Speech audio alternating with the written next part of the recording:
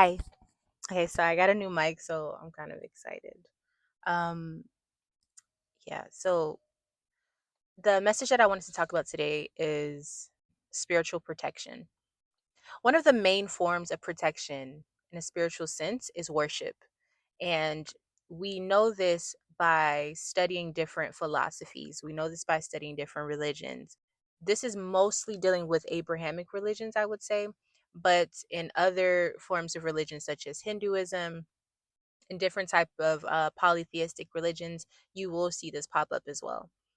Once you get to the point of understanding what you believe in or who you believe in and all these things, this is the time where you start to realize, okay, protection, if you really want protection, it starts with worship, right? So I wanted to talk about this because obviously this is a spiritual space, and a lot of you guys are very spiritual in a sense, but you want like a spell or you want something like a ritual to use in order to have protection. Those exist as well. There are ways to get that to happen, but one of the first steps and basic steps, worship is a form of protection. It says it multiple times in the Quran. In the Bible, there's different ways of it being put. It's in different wordings, but it's in there as well. And I use those two religions because those are the most common religions that are practiced in the world. But even when we're talking about like what people consider magic or, hoodoo or whatever you want to look at things as, depending on where you're from, you will always find that protection comes from recognition of whatever you serve. But when you look at that in a very common sense type of way, you then understand that protection is worship. Worshiping provides protection because you are giving reverence and recognition and acknowledgement for whatever it is that you are actually worshiping. This leads me into my next phase. Faith and your spirituality are two different things. What I mean by that is your religion that you practice does not always mean that it conflicts with practices that you use or gifts that you have spiritually. Let's dig into that. So your faith is what you believe in. It's the boundaries that you've given yourself in life based on the rules that you are given within that religion or sector or moral compass, so to speak, whatever you want to look at it as. That's your faith. Your faith is something that's unshakable and it's something that you live by. It builds your character. Your spiritual practices, these are things depending on what you follow in a religious setting. These are things that have nothing to do with that sector. Now, this does get a little tricky because obviously there are some religions that state that you can't do certain things. That's a whole nother video. We're not going to get into that today. Understand that the things that you do in your spiritual hygiene, these are things that, if you have spiritual gifts, may be necessary, even if you do have a faith that you follow. So, for example, if you cleanse your home physically, but you also cleanse it spiritually, that's tapping into your ancestry. That could be tapping into the environment that you're in. That's tapping into maybe the energies that you're sensitive to. That could be tapping into just wanting to purify this space. That can go into so many different things like feng shui. That can be hoodoo. That could just be just genuine general spiritual ways of being in your day-to-day life. This does not conflict with your religion or your religious practices most of the time. And so I'm making that difference because I want you to understand your faith that you study and follow is different from the spirituality that you implement into your life in order to keep yourself at peace or in order to obtain certain things in life, enlightenment, so to speak. But they can work together. They don't always, but they do have the ability to work together depending on the religion and the spiritual practices. Now, your spiritual gifts are given to you usually by the creator, of course, the creator who has created all. Whatever you came here with, your personality, your appearance, your demeanor, these are things that are given to you by the creator. And so with that being said, your spiritual gifts are things that no one gave to you. These are things that have been given to you by the creator, meaning it's your choice to decide if you're going to work with these things or if you're going to ignore them, if you're going to accept them or reject them. Once you have your understanding of your spiritual abilities and capabilities, these are things that you have the option to hone in on and make stronger, or to just know that it exists and just let it be that. And this is important to know because sometimes your faith cover up or kind of dismiss the spiritual abilities that you have. Sometimes it highlights it, but very rarely do we see people who are super heavily religious, lean into their spiritual gifts as well. It does happen, but a lot of people are afraid to do that, even though their spiritual gift is given to them by the creator. Now, for those of you who do have spiritual gifts and you are leaning into those, it's very important that you start to implement your spiritual practices, the things that we were talking about before, like the spiritual cleansing. It's important for you to practice that as well when we're talking about protection. The reason being is because it'll allow you to learn how things work, how other people work. Let's say you're a person who dreams, and when you dream, things actually happen in real life. This is a dreamer. It could also be a seer. There's different names for it depending on where you're from. If you are a person like that, you need time to be able to really understand what is it that you're actually seeing and how do you receive your messages and what do these messages mean? Are you supposed to give them to people? Are you not?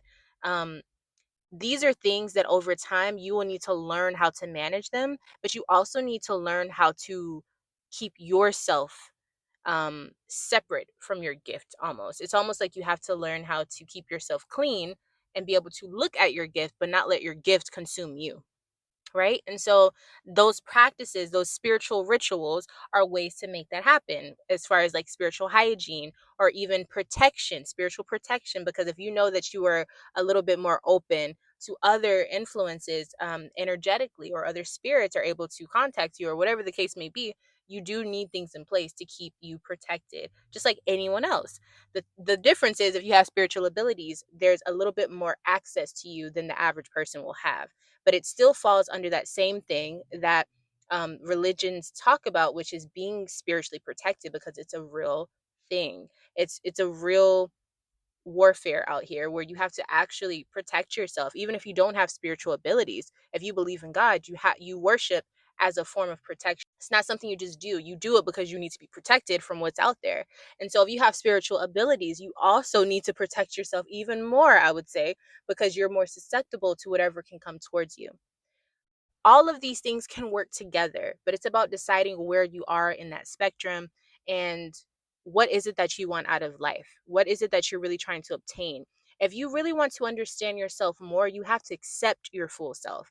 And I think this is where a lot of people, just in general, start to split and divide, because they want it's like, do you want to be empowered?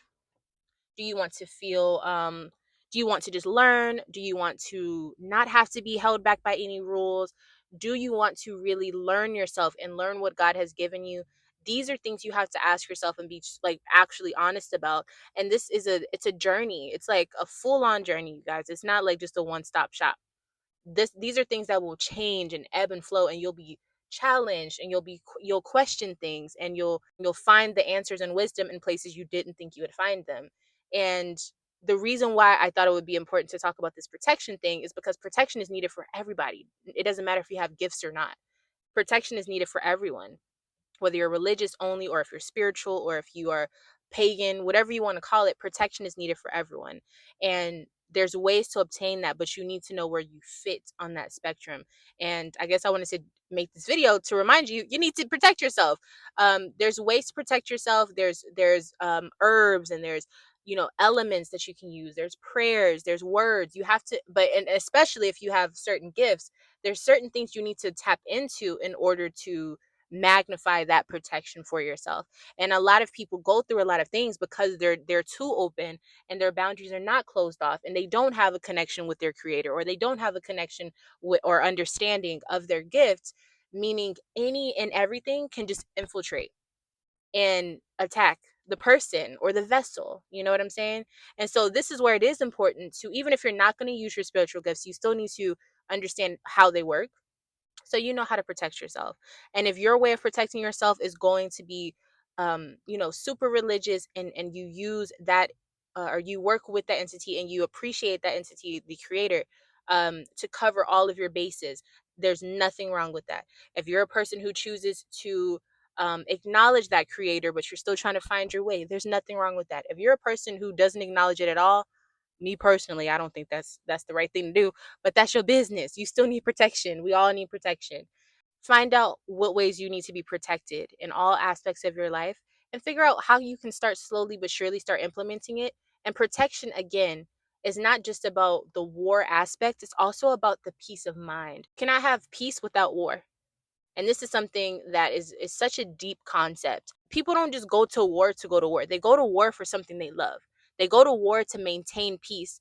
They go to war to get a sort of peace, to grab a sort of peace. And so if you are a person who wants peace and you're so, up in the air and you're, angelic this and light worker that, like whatever you want to call it, you still need protection, if not more, because in order to keep that peace of mind, it comes with protection. You have to have protection in order to have that peace.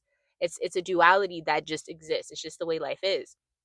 And you'll notice in a lot of scriptures and a lot of like wise texts, the idea of worshiping and focusing and dedicating yourself, committing to something, gives you a form of protection because it's solid. And if you look at anything that is a protective force, there's going to be a sense of sturdiness and armor. You know what I'm saying? And so these are things that, if you look at them, they all go together, but we kind of separate what we think protection is. Sometimes protection is just being peaceful, understanding who you are, understanding, where you come from, overcoming challenges of not getting angry. You know what I'm saying? That could be a form of protection as well. Keeping your peace, maintaining your peace.